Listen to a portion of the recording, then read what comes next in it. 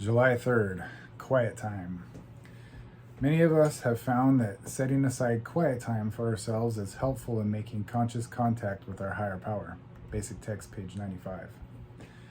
Most of us pay lip service to the value of conscious contact with a higher power. Yet, how many of us consistently take time to improve that conscious contact? If we've not already established a regular regimen of prayer and meditation, today is the day to start one. A quiet time need not be long. Many of us find that 20 to 30 minutes is enough time to quiet ourselves, focus our attention with a spiritual reading, share our thoughts and concerns in prayer, and take a few moments to listen for an answer in meditation. Our quiet time need not be lengthy to be effective, provided it is consistent. 20 minutes taken once a month to pray will probably do little but frustrate us with the poor quality of our conscious contact. 20 minutes taken regularly each day, however, renews and reinforces an already lively contact with our higher power. In the hustle and bustle of the recovering addict's day, many of us end up going from morning to night without taking time out to improve our conscious contact with the God we've come to understand.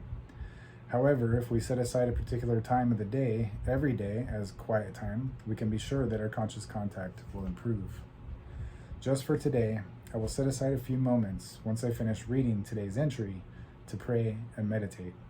This will be the beginning of a new pattern for my recovery. I'm Herb the Addictaholic, and this is just for today. And it's important to pray and meditate. And praying doesn't necessarily mean that we have to, memorize certain paragraphs or sentences.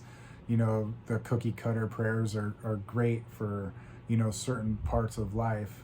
Serenity prayer is great, if you're out in the world and something happens and you need to take a moment to breathe and God grant me the serenity, right? But when we're taking our time out to pray, to talk to our higher power, to the universe, to emanate a frequency, words are less important. Trying to find the right words is not important. Really, it's an emotion. Just like when a singer is singing, if they're just singing the words, you're not going to feel it. But if they're putting some emotion behind those words, you get, the hair stand up on the back of your neck and you get chills. And that's where it's at. That's where, our higher power is going to really feel and know what it is that we're conveying. Typically, I pray in gratitude, and really being happy and grateful and feeling full.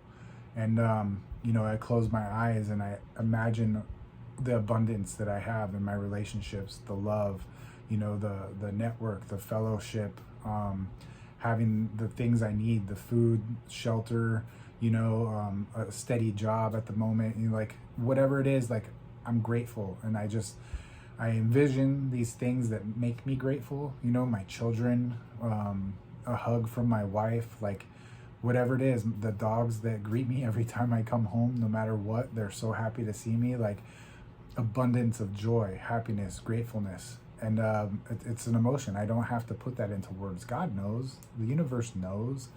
It doesn't have to be articulated in any particular language, in any, certain construct of words and phonetics. It's unnecessary. If it helps to get started, that's great. If I'm thinking or praying for certain things for certain people, I rarely pray for stuff to happen to me. I'm usually praying for other people. I just imagine that person having what it is that they need, finding what it is that they have told me they're looking for. And really, I feel like praying for other people in a weird way is meddling in their path. I used to think of it as a great thing. Oh, if I pray for them, they need a car and I pray for them to get a car. But then what if that car's brakes go out and they crash and it's my fault?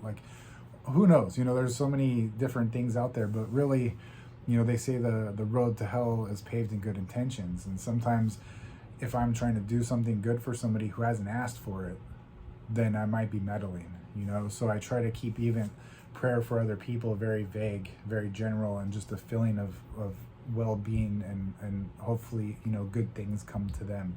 And please guide them on their path, not what I think their path should be.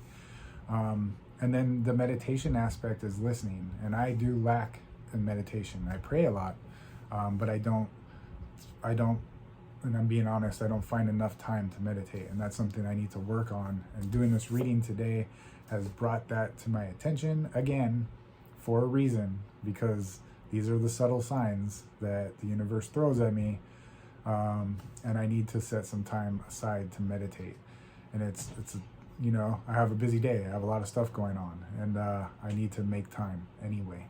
You know, even if I start today with 5 minutes and bump it up to 10 next week, and you know, work from there, I have to make an effort to find quiet time to listen. Even if nothing comes, you know, it takes practice and it takes work. It's simple, but it's not easy. Thank you guys for coming out. Hope to see you tomorrow. Keep coming back. It works if you work it.